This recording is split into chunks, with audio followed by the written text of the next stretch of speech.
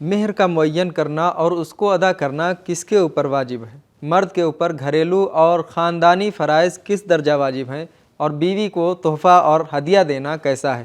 آئیے جانتے ہیں سوالوں کے جوابات کے بارے میں ہمارے آج کے اس ایپیسوڈ میں۔ اعوذ باللہ من الشیطان الرجیم، بسم اللہ الرحمن الرحیم۔ محترم ناظرین، سلام علیکم۔ سبیل قرآن کے اس تفسیر پروگرام میں ایک بار پھر آپ کو خوش آمدید کہتے ہیں۔ آج آپ کے سامنے سورہ بقرہ کی آیت نمبر 236 کی تفسیر لے کر حاضر ہوئے ہیں۔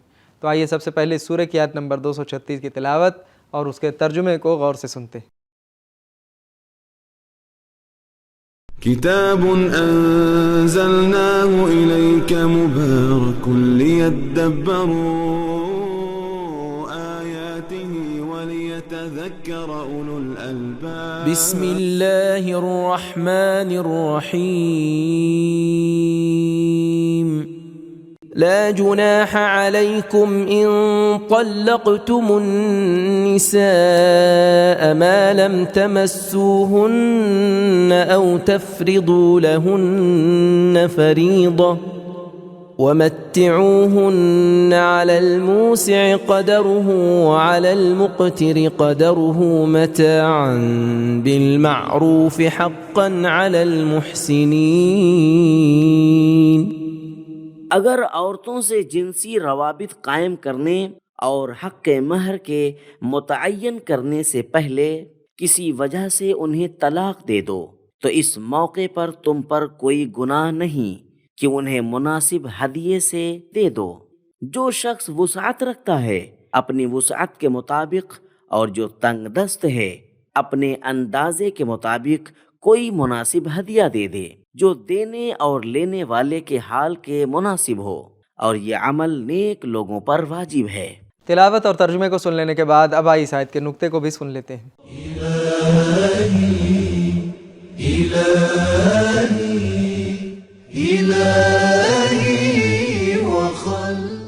بعض لوگ خیال کرتے تھے کہ ازدواجی روابط قائم کرنے سے پہلے یا حق مہر مقرر کرنے سے پہلے عورت کو طلاق دے دینا صحیح نہیں ہے۔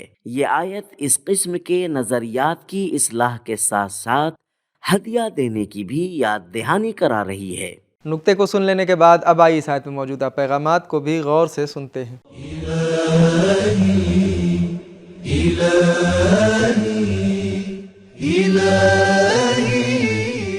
نمبر 1، طلاق دینا بھی خیر خواہی اور نیکی کے ساتھ ہونا چاہیے۔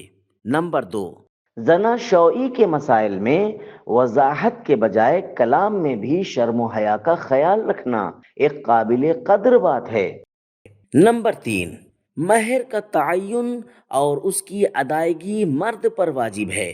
نمبر 4، طلاق کی تلخی کو مناسب ہدیے کے ذریعے ازالہ کریں، اگرچہ جنسی ملاپ نہ ہوا ہو، لیکن عورت کے لیے طلاق بذات خود ایک روحانی تکلیف شمار ہوتی ہے۔ اس تکلیف کا احسان اور مناسب ہدیے کے ساتھ مداوا اور ازالہ کیا جائے۔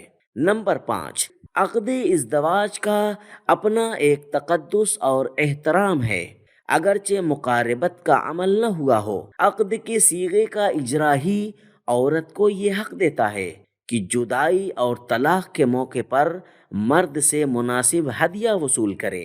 نمبر 6، مرد اور عورت دونوں فریقین کے لیے ضروری ہے کہ وہ عدل و انصاف کا دامن ہاتھ سے نہ چھوڑیں۔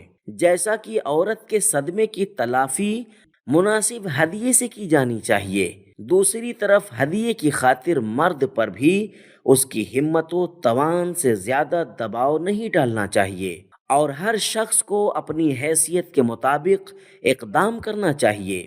نمبر 7، مرد پر اس کے خاندانی اور گھریلو فرائض اس کی ہمت اقتصادی قوت کے مطابق ہیں۔ نمبر 8، بیوی کی معاشرتی حیثیت کا خیال رکھنا ضروری ہے۔ کلمہ معروف سے مراد ہے کہ ہدیہ دینے میں عرفی اور اجتماعی حیثیت کا خیال رکھا جائے۔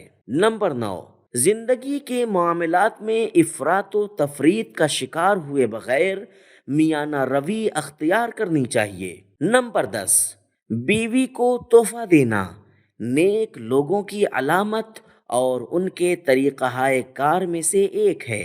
نمبر 11، تحفے میں کوئی چیز دینا رقم دینے سے بہتر ہے۔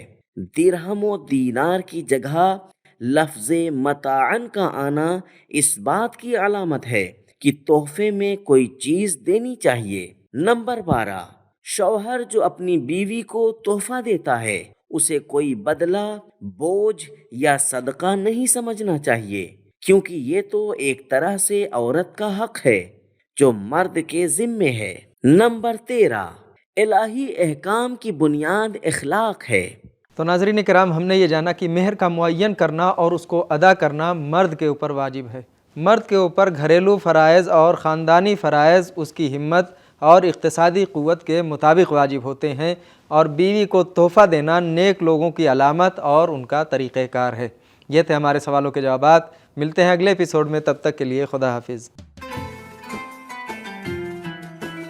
سبیل قرآن، قرآنی سماج کی پہچان۔